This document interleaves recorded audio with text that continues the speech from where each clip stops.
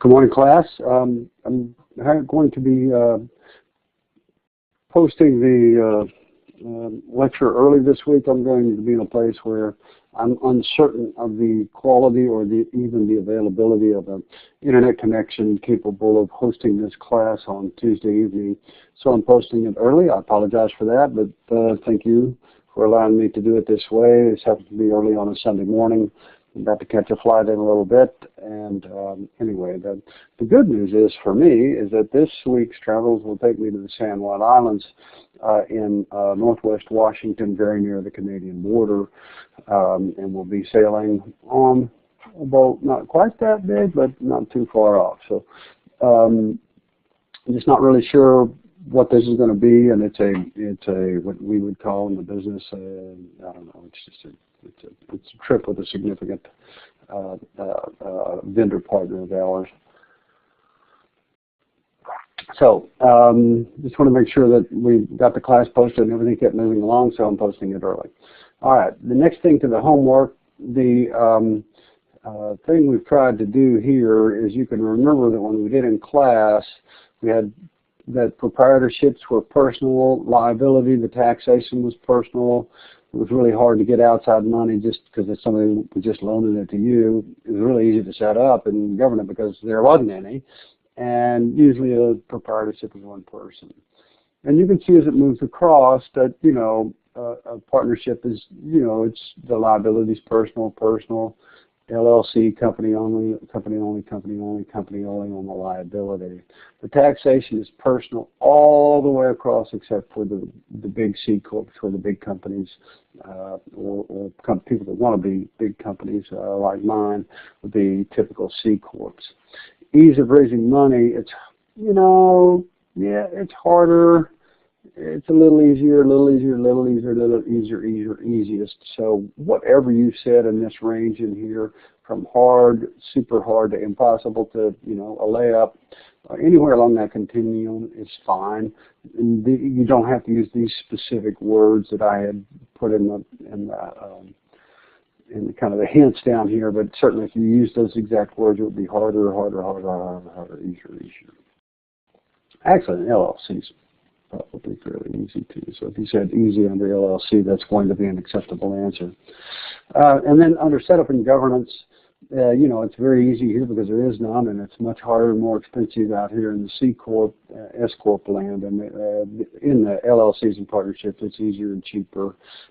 And by the way, the vast majority of all companies set up today are LLCs right in here. The crosshatch. And then typical users, this would be a person, you know, a couple of people getting together. LLCs, it kind of depends. It could be one person who's just trying to defend themselves from the liabilities, up to very, very large corporations, or LLCs, as it will.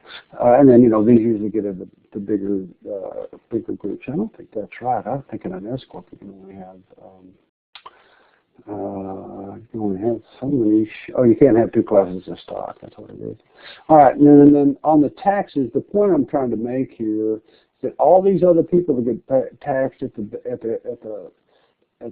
personal level, if all they're paying is 20% taxes at the personal level, and they made $100,000, there's taxes of $20,000. But if you're paying at a corporate tax rate of 39%, and you only have $39,000, you know, you paid $39,000. $100,000 minus 31 is 61. If you distributed all that out to the owners, they would pay 20% taxes, which is $12,200. So the $39,000, what? Okay. Times the $12,200 is a $51,200 in total taxes paid in a C Corp because of, one, it pays corporate taxes, and then if you pay the dividend out to the owners, you pay the profits out, you pay taxes twice. There's the double taxation, which is why on this side we say in taxes it is double taxation, right? Okay. That's what I want you to understand. For me, if you lay it out like this, you see it on a continuum, on a grid, or whatever, it gets pretty easy to see. And this is just really, hey guys, I'm just trying to overemphasize the point of the tax advantages of all of these, and particularly the most popular form is an LLC. You can see the tax advantages, you can see the setup and governance advantages, and you can see the liability advantages. So it's pretty clear why an LLC is the most popular format. Now, at the intro, we are, as you know, we have a student in the class who we want to accommodate fully who has some challenges as it relates to visual on traditional formatting, and so the school is trying really hard to make sure that we've got appropriate materials available to the student, and so they are posting things to the course shell that may or may not be confusing to you, but they are to me in some cases. So I just want you to bear with us and use common sense and make sure that you're staying on top of things and just go ahead and read it. So I noticed that they had, for example, it said read chapter 2 is what I had written, and then they posted a PowerPoint about chapter 2, a link to the PowerPoint about this chapter 2 next to it. Now they did not want you to think that you could just look at the PowerPoint and that would be sufficient. I don't believe that is correct. I think you need to read the chapter and textbook. Okay, now on to my favorite subject, money.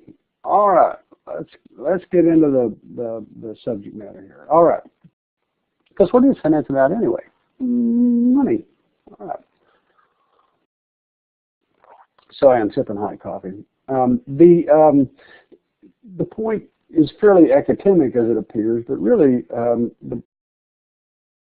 in a well-functioning economy like the United States, for example, probably the best functioning economy in the world, money or capital moves around real efficiently. And it moves from those people who have it to those who wish to consume it. Now that doesn't mean you just wish to consume it because you want to consume it. You want to utilize it. It's probably a better word. You want to utilize it for the betterment of the people who put the capital with you and for yourselves and for others. So who has that money? It's usually what the bank calls savers, but it's really people who are supplying capital or depending upon the situation, individuals or institutions that have money, and the book calls them excess funds. In some cases, they are funds that have been saved over a period of time for the specific purpose of supplying capital to others. So these groups are saving money, and when they give you their money, and they are going to let you use their money, they want to get something for it. And usually that means a rate of return. If it's a bank and they are loaning you money, you're going to pay an interest rate. If you borrow money on your credit card, you're going to pay an interest rate. And so the question that you're going to have is, if I'm going to use this money in my business, how much is it worth it to me to pay? What is a good price? So who are the people that are the demanders, or really the users? I used the word consumers earlier. That's not really a good choice of words. But who are the users of the capital?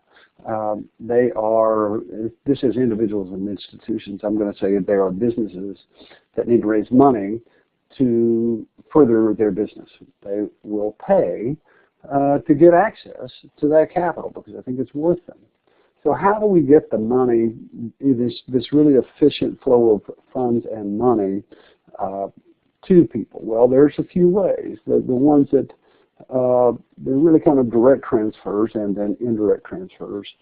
And the direct transfers are friends and family. So, you've got your lawn mowing business or cabinet making business, and you've been doing it all yourself out of your garage, and now it's time you want to hire some employees, you want to buy some more materials, perhaps you want to buy a facility, a building to rent it from, and you need some capital to grow because you see the opportunity, you just need some money. So, typically you would go to your aunt or your uncle that has a little money and say, could you loan me $20,000? Could you invest in my business?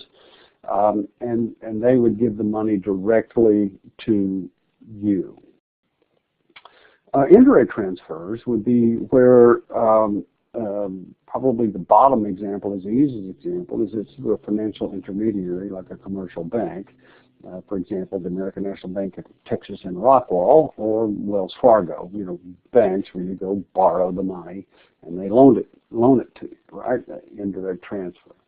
Also, because they're really not loaning you their money in essence, they're loaning you money based upon the deposits other people have made in that institution. So they are a financial intermediary.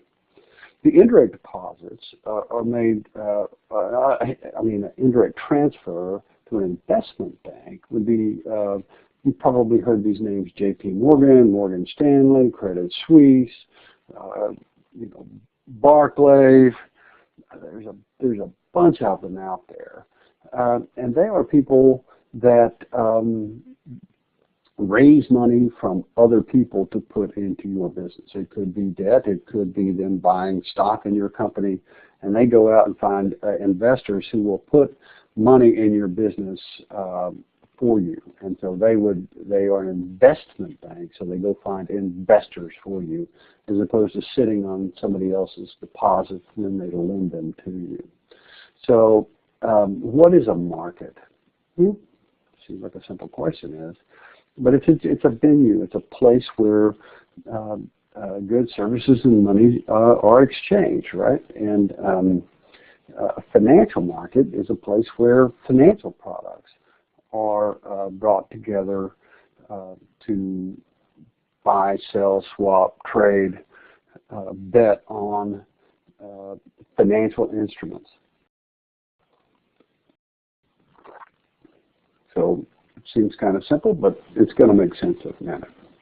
So what types of financial markets are there? Well, clearly think about it, there's physical assets and there's financial assets. So if you think about physical assets, you could think of equipment. Surely there's, you can get a price for gold, real estate, cattle, cotton. And so literally there are exchanges. Anybody ever seen the movie with Eddie Murphy and Dan Aykroyd, Trading Places?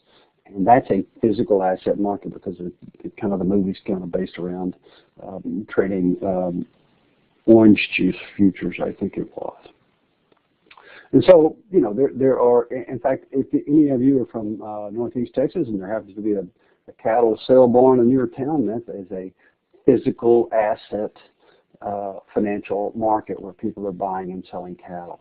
Cotton was a huge thing in Northeast Texas for a long time. In fact, if you think in Dallas, the annual football game, that's the big bowl game, is the Cotton Bowl. There is a stadium in Fair Park that is the physical Cotton Bowl. There was an exchange in downtown Dallas that was the Cotton Exchange, where huge amounts of cotton was bought, sold, insured, traded,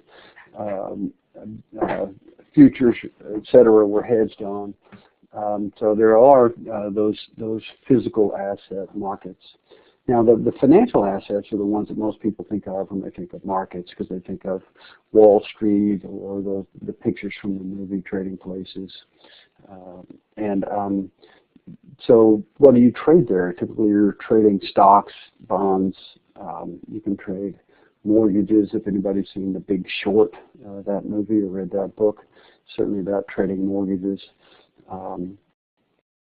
There's all kinds of people that will take options to buy your stock. They will pay a certain amount to buy an option to buy your stock. They don't actually buy your stock. They just have an option to buy your stock. So if it goes up, they can make a lot of money. If it goes down, they've only lost so much.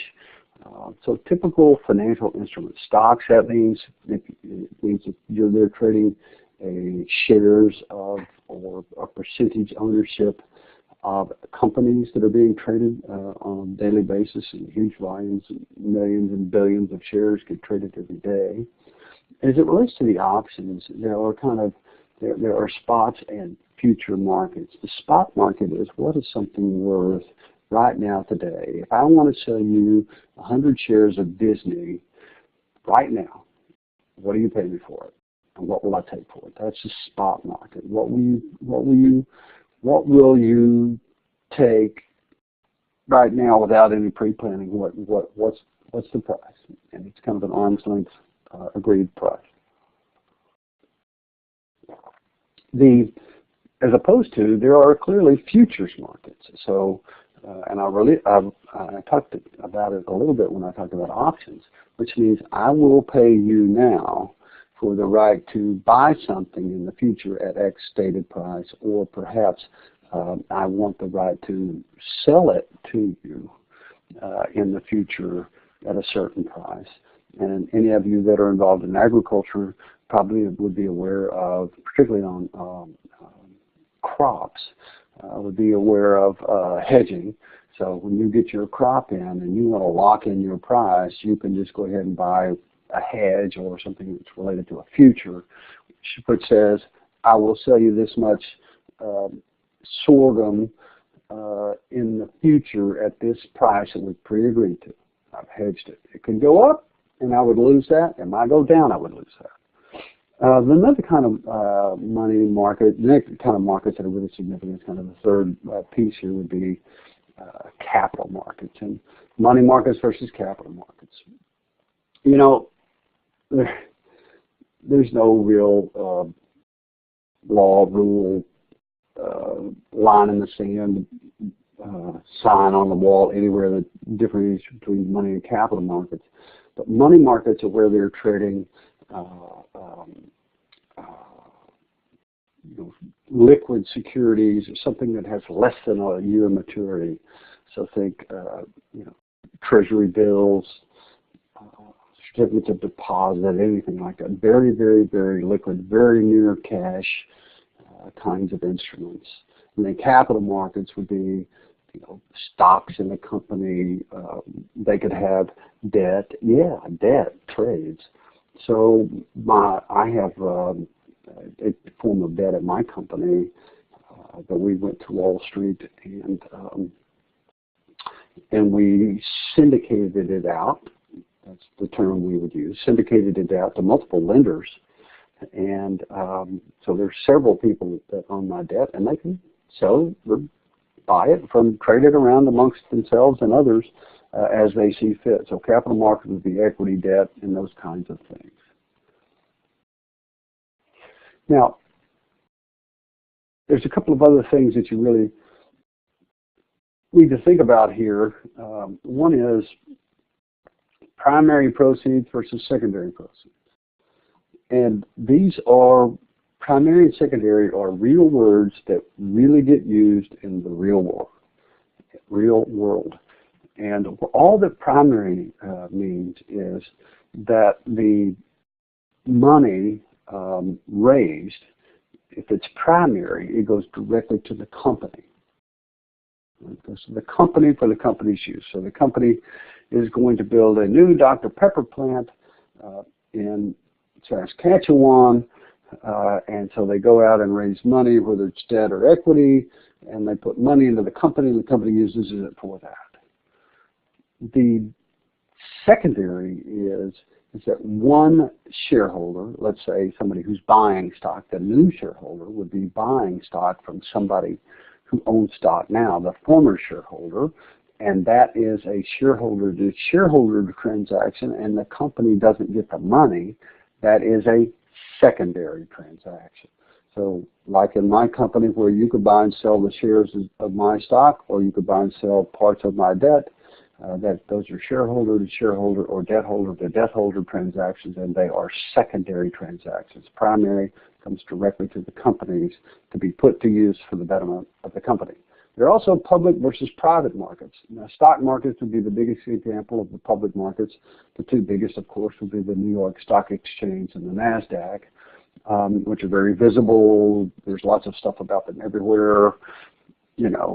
Just massive amounts of information related to them available.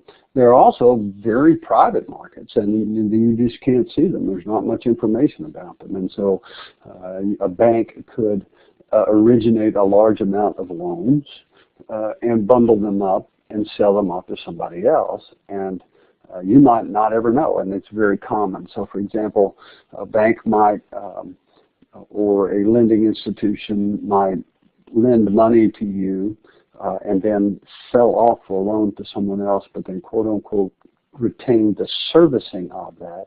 And so they would collect the payments, remit that to the ultimate owners of the instrument, etc. And you as the borrower would never really even know that that group you borrowed money from doesn't even own that actual instrument anymore. It is invisible to you. So you know, there are huge amounts of these private markets that you nor I nor anyone else will ever really be able to see, but they're very common. So once again, in finance and in most teaching in universities, they're going to use public companies as examples because the information is public and it's accurate and it's plentiful. So, all right. So why is this so important? I think the last bullet point really says it, is that people with economies with well-developed markets perform better than economies with poorly functioning markets. And I don't know if what's the chicken and the egg. Does the economy perform well because it has well-developed markets? And do economies perform poorly because they have poorly developed markets? But I really think they're totally symbiotic and they go completely together. But the fact is, one of the reasons we have one of the best economies in the world, it's the real strength of our country, is that money moves around very efficiently. People trust the system. Yeah, there's an occasional cheater out there, but for the most part, it moves around with a great deal of integrity, honesty, quality, transparency, etc., and it moves pretty quickly. So, for example, if you wanted to borrow money to buy a house, how many lenders do you think you could find that would be competing to loan you that money? Dozens is the answer. You want to finance your car. How many different ways can you finance your car? How many different kinds of credit cards can you get? This doesn't happen everywhere. It doesn't happen around the vast majority of the world. And so this really efficient movement of money between consumers and lenders to institutions and institutions to companies, and it's really pretty much an amazing thing what we have here, and it is the efficiency that makes it so. The efficiency and the abundance or plentifulness of the capital that's available makes the United States a very attractive economy. If you were going to put your money in an economy, which one would you pick? Venezuela? Probably not right now, right? North Korea? No. Right? So there are places you would want to put your money and places that you wouldn't. And so a lot of the really professional money in the world seeks a home in the United States because of that quality, security, transparency, and efficiency. It's good for them too. So you've probably heard the word derivatives, and it's just something that where it is a financial instrument where the value is derived based upon the value of yet another security. You guys really ought to go watch that movie, The Big Short, and it will explain a little bit of this to you, and it's kind of a mind-boggling thing, but certainly you can bet on the future price of a stock, a bond, a certain commodity, gold, silver, oil, whatever. You can certainly buy futures on those, and based upon which way you think the price is going to go, and those would be called derivatives. A hedge is something that somebody would use. I alluded to it earlier with farmers and grain prices, airlines, railroads with fuel. The fuel is such a huge portion of what they spend to execute their business that they want to know that they have a certain price and they are not subjected to the wild fluctuations that can take place in fuel prices, and therefore they will hedge the fuel. meaning they want to know that their costs are not going to be any more than X. So when fuel prices went up dramatically a few years ago, you may have noticed Southwest Airlines did terrific because they had hedged their fuel prices, and therefore they had a really competitive cost advantage related to their fuel. When a price of a barrel of oil went from $100 to $35, and people had hedged, they had a lot of losses because you have to pay for these hedges. They're not free, right? And so when they paid for the hedge and it went the wrong way, it was not as pretty. So it's mostly you've got to know what you're doing and know what you want to do, because the other airlines, when they hedged the other way, the other airlines that had not hedged as much were able to buy at the new, very much cheaper price, while Southwest was still paying the former higher price. So those kinds of things happen. Now the speculators get a really, really bad rap because they are just really playing a really high stakes game, betting on the future of stock prices, interest rates, and in many cases trying to bait the market or chum the waters to get people to do things. And they may publish reports or analysis of trying to get people to do things a certain way, and they get a pretty bad rap out there. I really honestly can't begin to tell you whether it's all that deserved or not. But anyway, there's speculation. So that's out there in the derivatives side of things. So what are the kinds of financial institutions that are out there? Well, one, commercial banks. When you go down, I call them the department store of finance, where you want to go down, you want to get a boat loan, you want to deposit some money, you want to get a CD, you want to open an IRA, something like that. They're all there at the commercial bank. Investment banks raise money for you, essentially, and they'll buy stocks for you, they'll trade stocks for you, they'll sell stocks of companies, they'll make a market. But really, the easiest way to think of an investment bank as opposed to a commercial bank is they go raise money for companies. Then you have large financial service corporations, the big conglomerates that would have a commercial bank, an investment bank, an insurance group, whatever, huge financial services corporations. Too large to fail. The credit unions are much more local and hands-on, and they're supposed to be, by the way. There's a fair amount of controversy around credit unions because they try and act like banks sometimes. But everybody's supposed to have something in common. So the Texas State Teachers Association, for example, so that all the teachers would have something in common. And so they could join together and they could pool their money and they could loan money to each other at attractive rates, and they wouldn't have to go through all the banking rigmarole and levels of governance and quality control that drive the price or cost of doing business up. So, they're supposed to be kind of a group together. You have a reason to band together, credit unions, and that's a good place to go get a boat loan or a car loan or something like that. Now, pension funds are quite different. This is where companies would say, if you work here for 30 years, I'm going to put so much money away for you, and then when you retire, you're going to get paid so much.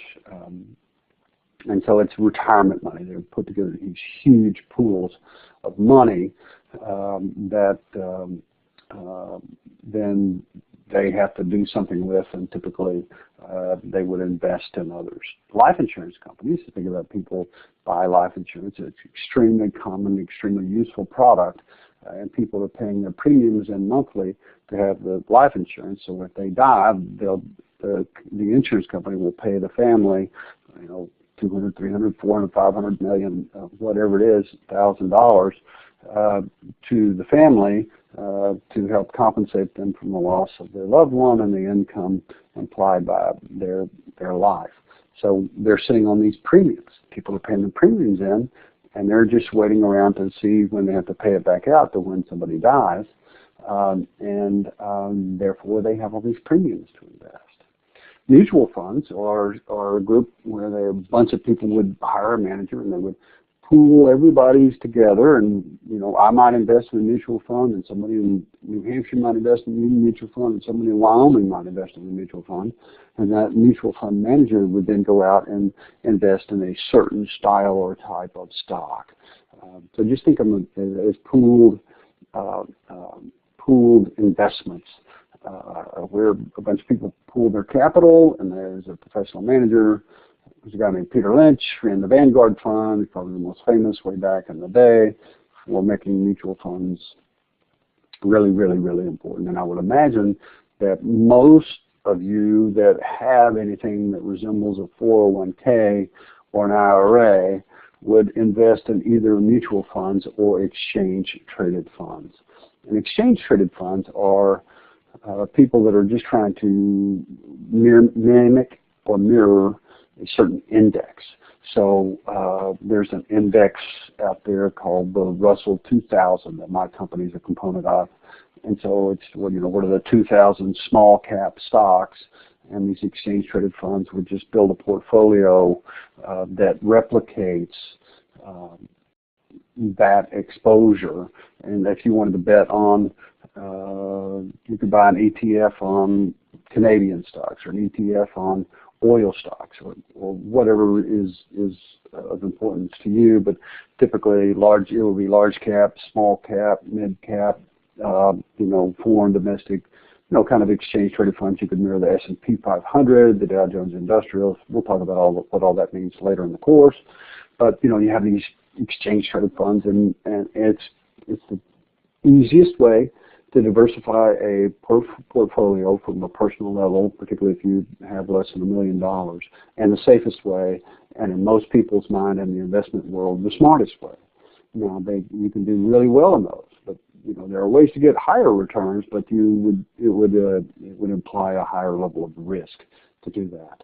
Hedge funds are big, typically large, more institutional style investors that would invest in stocks, typically of companies, but really because they're hedge funds, they can invest in anything, derivatives, all kinds of things. There's really no limitations on them.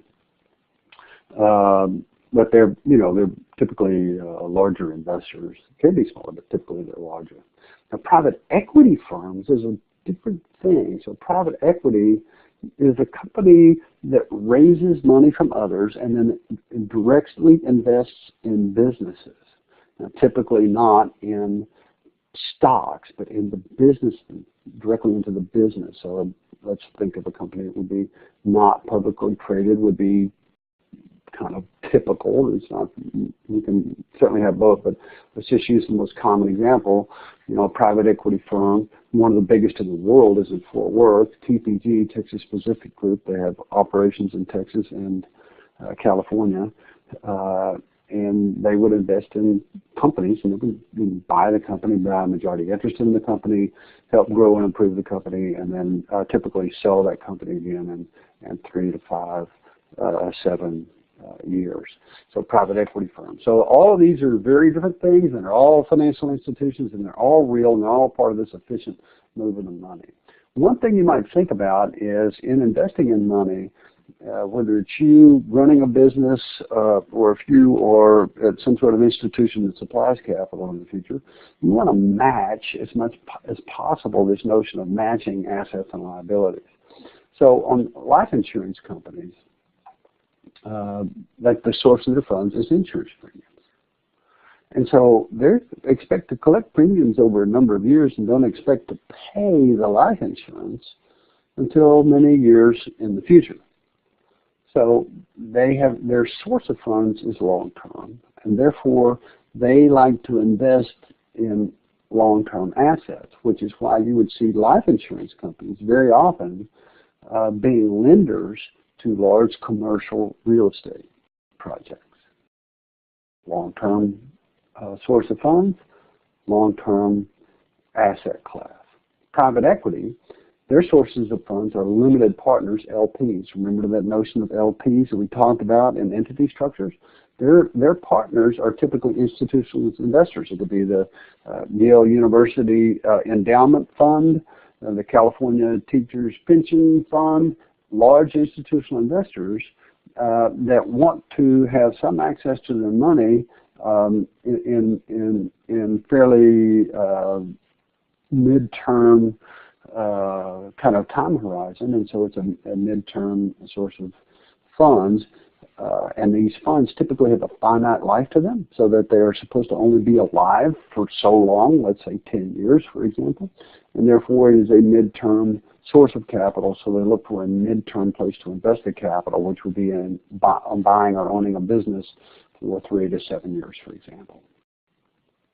Commercial banks, their source of funds are your deposits, which you could walk down to the bank today and say, give me my money, and they would have to give you your money. Or they borrow from the Federal Reserve, we call it the Fed, which they might borrow overnight, by the month, whatever. So their source of funds is direct, very, very short term. So banks want to loan you money. You know, if you're going to go borrow for a car or something, you want to loan you money for 3 years, 4 years, 5 years, something like that. Typically, they don't want to go out very long because their source of funds is much, much shorter term. There are differences between some of these types of physical location stock exchanges versus electronics. But really, for the most part, as you as an investor or you as a financial person, there are differences, but it's almost invisible to you. And how they trade and why they trade and what they trade, there are nuances. But for the big scheme, in the big scheme of things, they are pretty much, very much the same. So the two that you'd be aware of was the NYSE versus the NASDAQ. From an investor standpoint, extremely similar.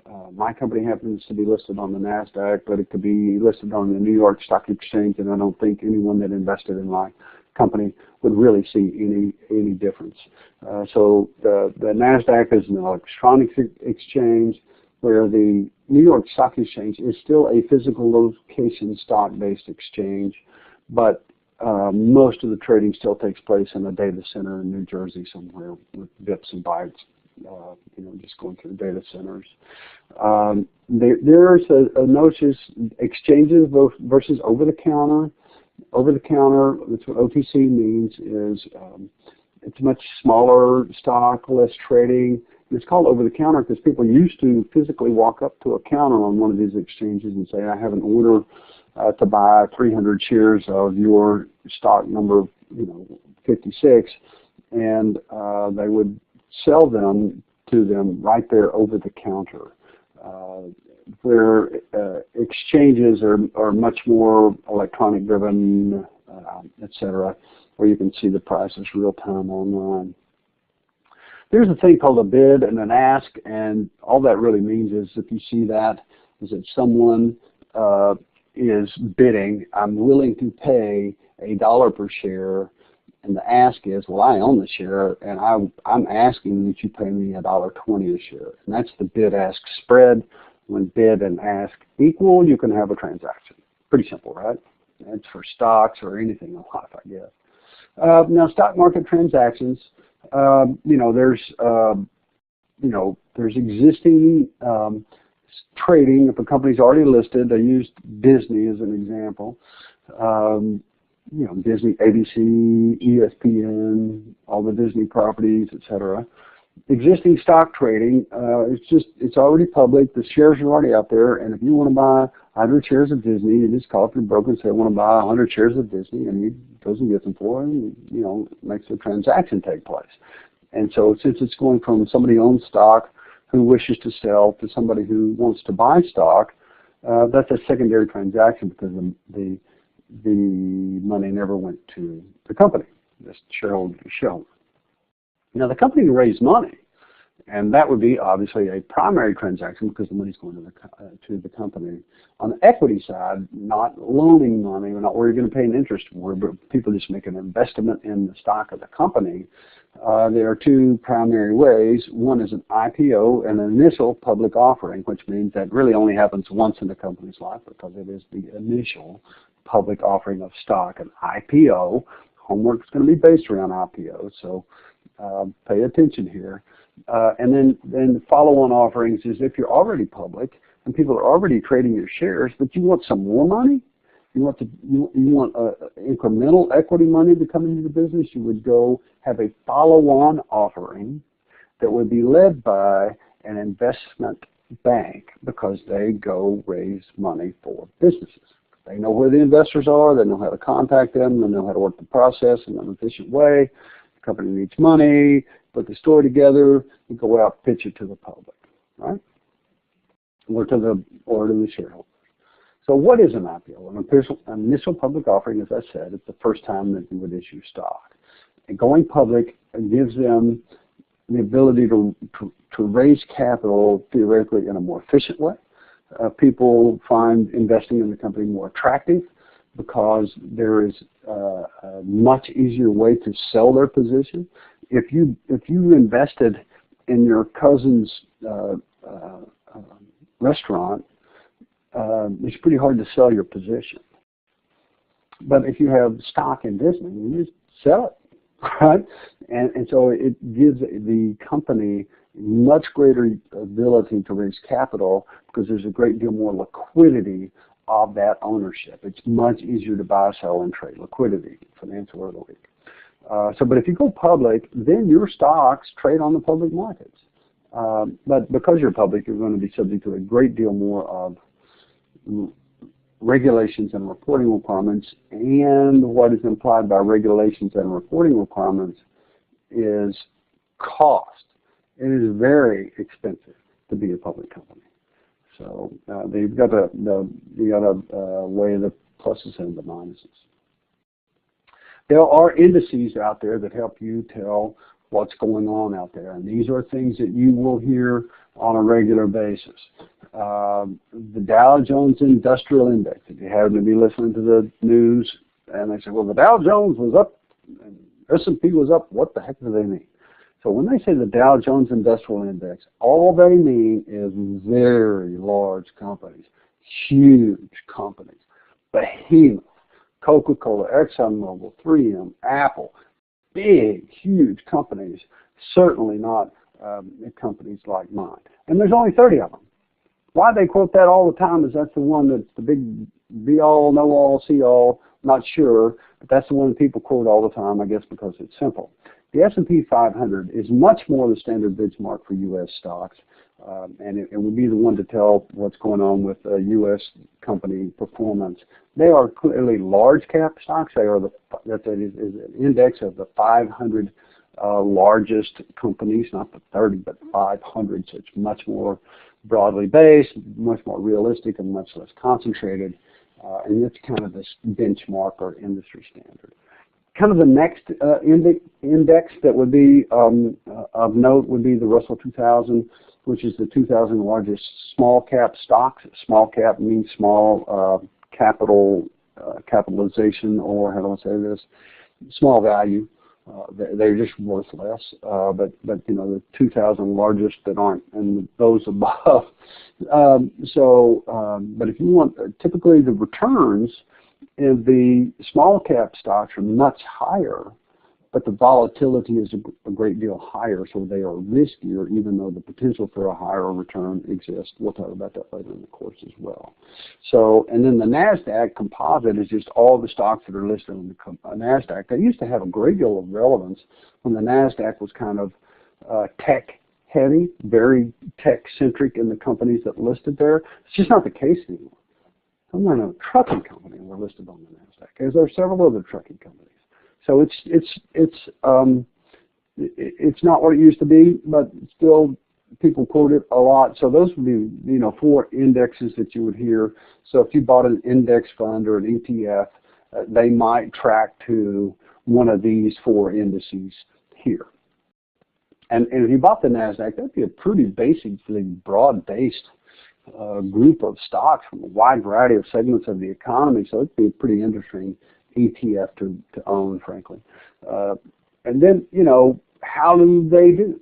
So this is S&P index from 1968 to 2014. And the moral of the story is here, sometimes they're up and sometimes they're down. You know, it's not always up. You can lose money as well as you can make money.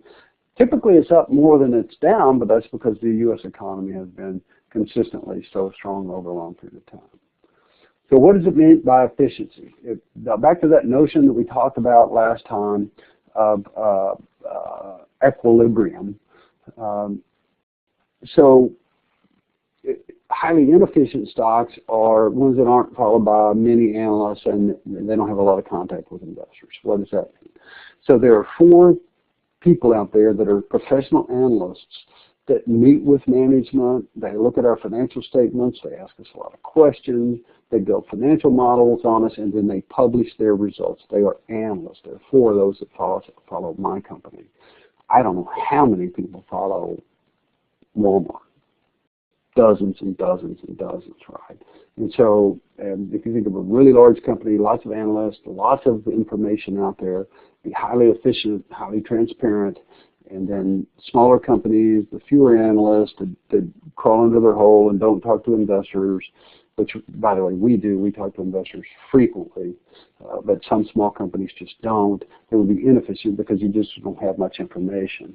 And so essentially the point is the more transparent the company, typically the more efficient the company is, and the better for the investing public. Now, if you had a market efficiency and you hear in the news that somebody just received FDA approval, can you expect to take advantage of this information by purchasing this stock?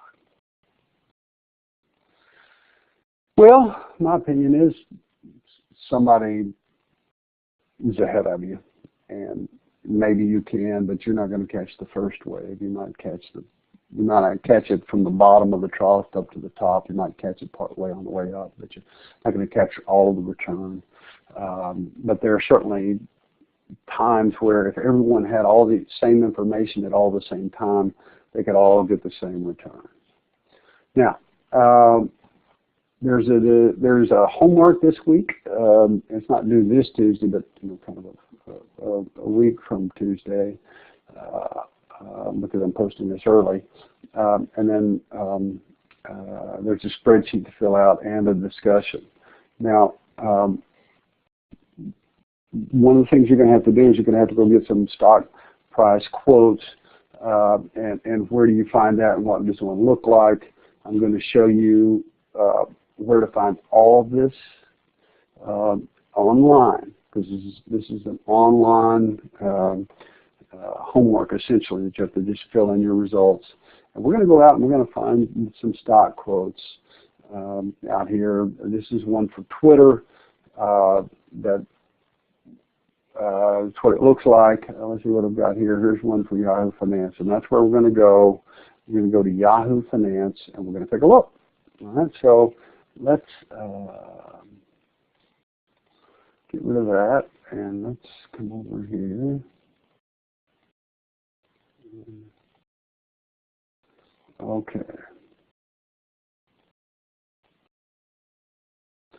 So this is Yahoo Finance. If you'll just type in Yahoo Finance into Google, it will take you straight to it. And let's just look for a company. Valvoline, they sell motor oils and stuff, right? Everybody knows what Valvoline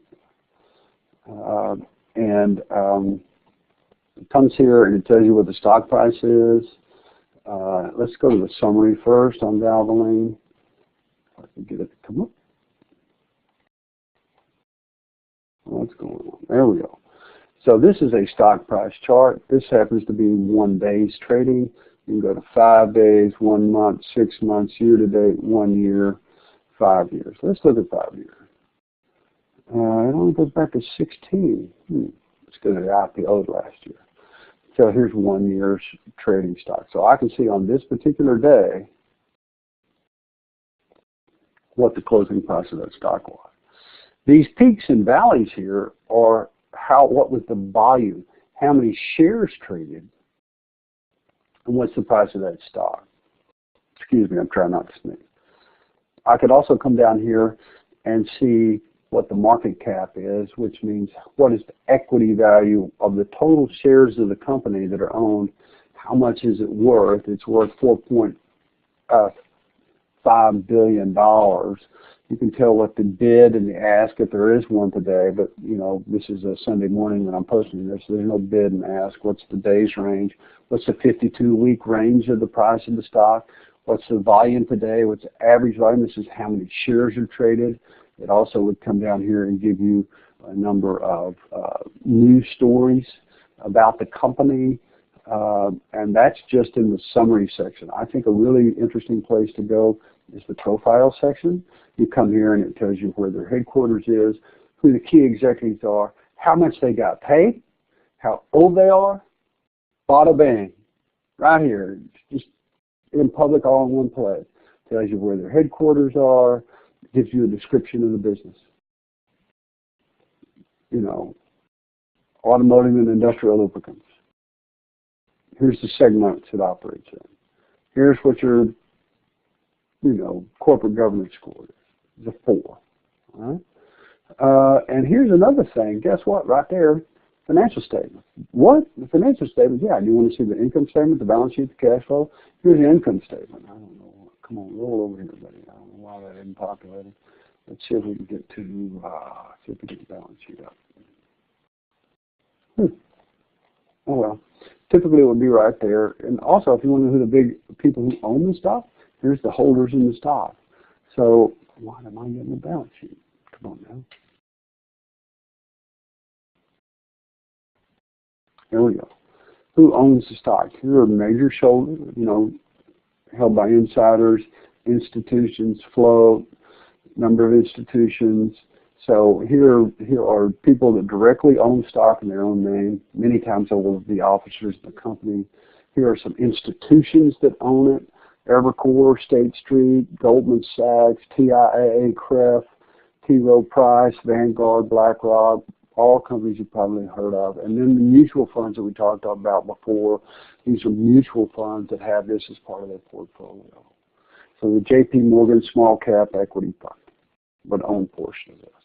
Now, how much do they own? Pretty interesting stuff. So let's see if we can find something a little cooler. Twitter.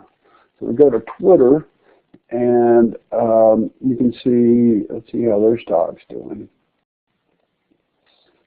And I'm trying to go to summary. There we go. And if I want to know over the last year how Twitter stock has done, it was, wow, something happened a year ago, and that thing really peaked up, and since then it hasn't performed very well. So I can see on the 20th of July that their stock price ended at $20.53. And I can see on the 12th of July, it ended at $19.25. Pretty amazing stuff.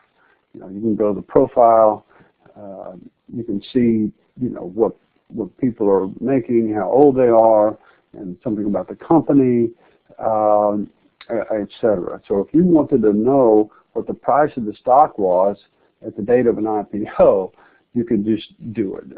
Financial statements, let's see if it'll populate for me here. Yeah, there's one. So you can see you've got kind of 3 years of financial statements typically in a table right there for a company.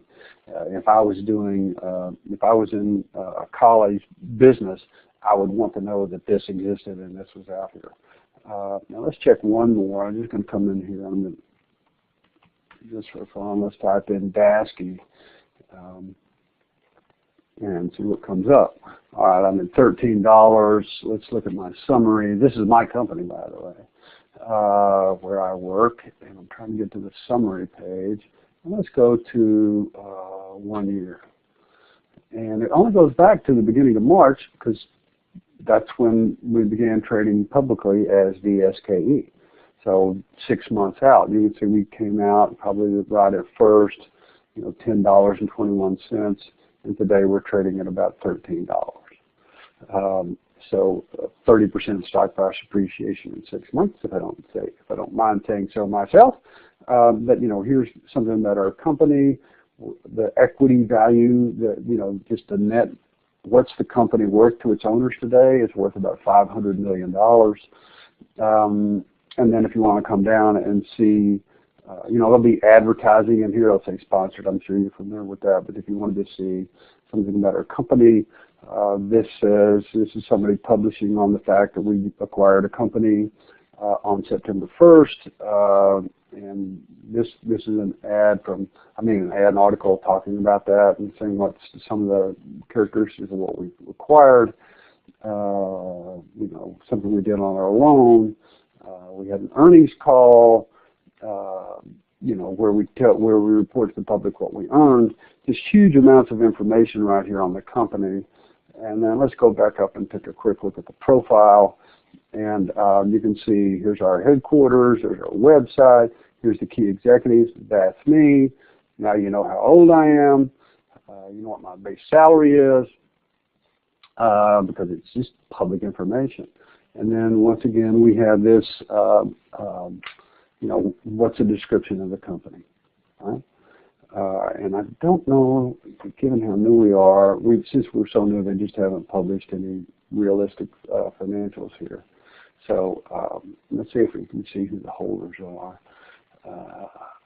Is it going to populate? Yeah, okay. We are very unique that we have a huge amount of insider ownership, which means that the people who are running the company own the majority of the company. That's very unusual for a public company. But we're not populating the rest. We're so new, there's only so much that's going to be out there. But the point is that you can find a huge amount of this information out there. For the homework, I want you to look up these companies right here. These are the 5 largest IPOs and that came out last year. So what kind of business are they in? U.S. Foods. It will be in that profile section. It will tell you what business they're in. So just put a very simple description. This could be, you know, MGM Growth. I don't know what that is, but hotels and casinos. This could say food service supply. ZTO Telco. I don't know what it is. What was the price that they offered it for when they began trading the first day, and what did it close the first day? And that says 14, but I really want this to say, excuse me, F2. I don't know why it's not taking it. Let me see. It should say 16, excuse me, right? So what's the stock price on 12/31? 16, and I will fix that in whatever in DocShare. So just fill that in, and then I want you to list the name and compensation of the CEO of each one of those companies. Okay? And if you want extra credit, tell me how many IPOs there were in 2015 and how many IPOs there were in 2016. Okay? All right, that's it. Sorry I had to post this, and we will talk to you later. Thank you.